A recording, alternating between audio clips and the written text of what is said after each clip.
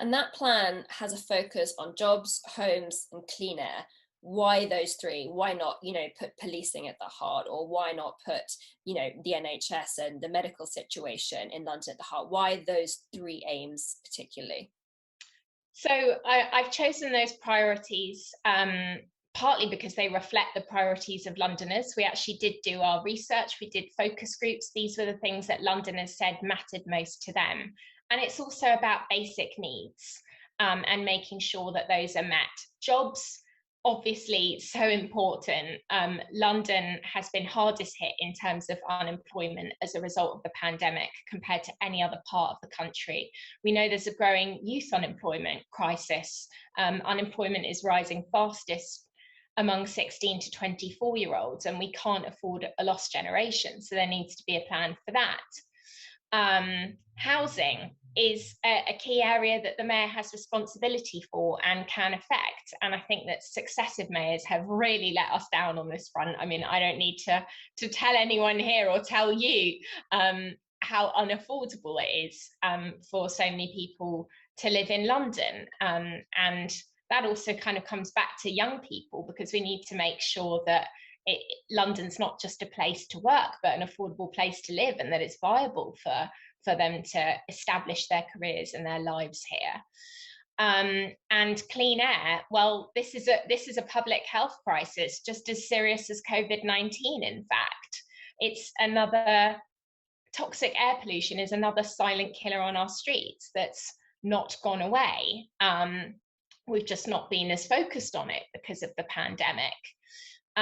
So I think it's vital that the next mayor makes tackling that a top priority. And it's personal for me as well. I'm an asthmatic myself because of the pollution in London. And we know that children are dying because of how bad our air is. So we have to take action and play our part as a city in tackling the climate emergency globally as well. So that's kind of broadly why I've picked those things. But also I think that having a decent job, having a roof over your head, these are things that tackles what can be some of the underlying drivers of crime in our city. And I think it's too easy to always talk about adding more police when actually we need to be tackling these problems at source.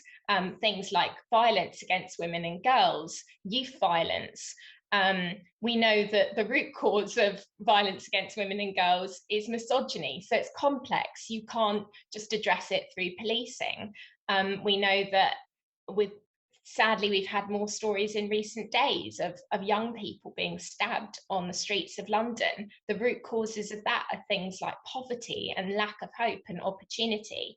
So I think if we can start to meet those basic needs, we will be addressing some of these other wider problems as well. Having said that, I do think that in terms of policing, which is obviously an area the mayor is responsible for as well, we need a return to proper community policing. There was a time not long ago when my brother joined the service, actually, when you would have proper full strength teams in every neighbourhood of London, and they would be known by the local community. You'd see them in the area, and they were therefore trusted by people because they knew them. And I think that lack of trust, I mean, we've seen some of these issues really come to the forefront. I mentioned the policing of the vigil for Sarah Everard and how that further damaged trust, but also for minority Londoners. They already feel over policed in our capital. And so creating that relationship, actually building that trust, is going to be vital for the police to be able to do their jobs effectively and for people to genuinely feel protected.